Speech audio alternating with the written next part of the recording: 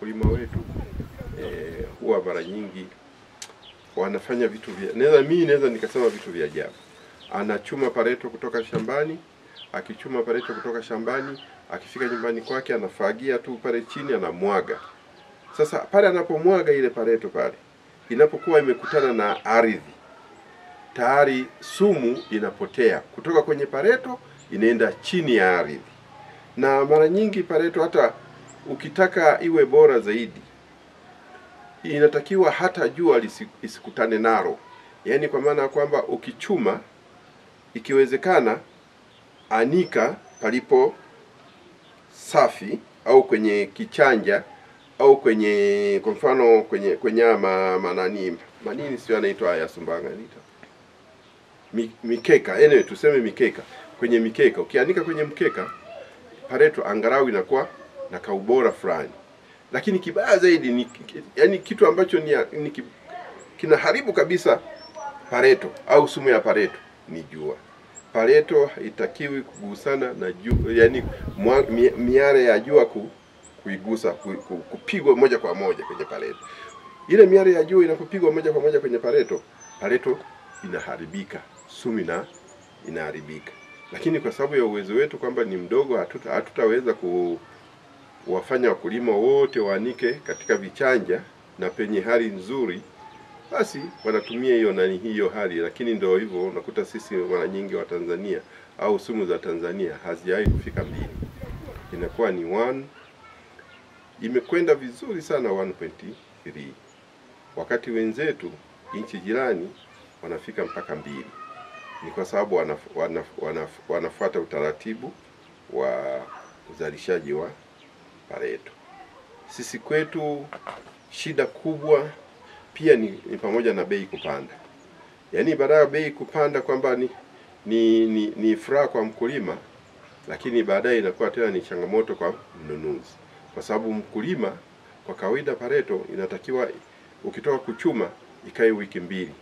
Lakini sasa mkulima wa sasa hivi kwa sababu tu ameona hela mradi kwenye vituo vya ununuzi hela zipo, anakwenda kuchuma pareto hata mbudu kwa lugha nyingine ambaye haijaiva. Unapozungumzia mbudu unamaanisha? Mbudu ni pareto ambayo naweza nikasema ni kama vile kahawa ile ambayo haijachanua vizuri.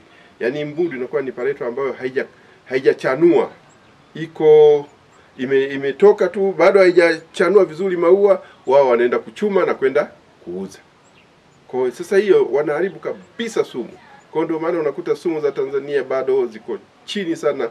Anayesababisha hivyo ni mkulima tu. Kwa sababu hakuna mfanyabiashara ambaye anaweza kwa sababu mfanyabiashara kwa kawaida hauzi pareto kama pareto. Tofauti na mkulima. Mkulima yeye anauza pareto kama maua. Lakini mfanyabiashara hauzi pareto, anauza sumu iliyoko kwenye pareto.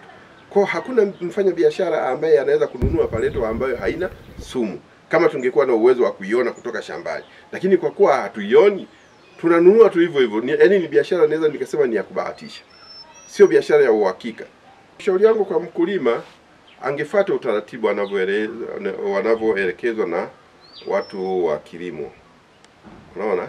Wale mabwana shamba wanaelekeza vizuri sana, lakini mkulima ni shida. Yaani mkulima huwa haelewi, anachofikiria yeye ni kupata hela tu. Haoni kwamba haya madhara au ili tukio ambalo analifanya kwa wakati huo linaharibu zao letu lote. Unaona? Tuna nafasi yenu wanunuzi wa pareto. Sisi wanunuzi kwa kawaida, makampuni yako mengi sasa hivi, makampuni yako karibu 8 yanayonunua pareto. Lakini kwa kila kampuni linajitahidi kumpa mkulima kikaushio. Kuna kitu kinaitwa kikaushio. Vile vikaushio vyote utakavyoviona kule kijijini au ukitembea kwa wakulima utavikuta vikaushio vingi sana. Hivyo vinatolewa na wafanyabiashara bure. Lakini hivyo ni vizuri au vinafanya kazi wakati wa masika au wakati wa kifuku. Kipindi hiki tunachoelekea hiki ambacho ni cha kiangazi, sasa kingekuwa kinafanya kazi na wakati wa kiangazi kwamba mkulima yule anafanyia mpaka wakati wa kiangazi, pareto yetu ingekuwa nzuri. lakini wao inapofika sasa wakati wa kiangazi, hicho kikaushio hawana time nacho tena, wanakitupilia huko mbali, wanakimbilia kwenye jua.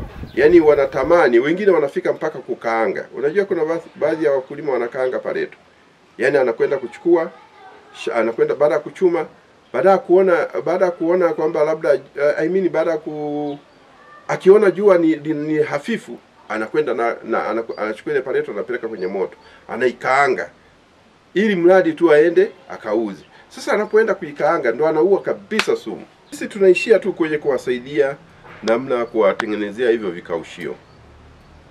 Kwa sababu mkulima wakulima walioko huko kijijini ni wengi sana. Wanaweza kufika mpaka labda 70,000 au tuseme 100,000. Sasa sisi kama wafanya biashara ambao tuko 6 tu au 7, hatuwezi kufika popote. Sana ni kuwapa nyenzo. Ukiwapa nyenzo, akitumia vizuri sawa, lakini wakati mwingine hawatumii vizuri zile nyenzo ambazo tumewapa. Kwa hicho sasa inakuwa ni siri yake. Fanyeje huko nyumbani kwake, wewe unajikuta mzigo umekuja kwenye magodauni kwenye buying post za wanunuzi. Basi, lakini alichokifanya nyumbani kwake unakuwa ukijui. Ila baadhi ya maeneo ambayo tunapita tunakuta wameanika chini, tunawashauri kwamba jamani, msianike chini, anikeni kwenye vikaushio au kwenye mikeka.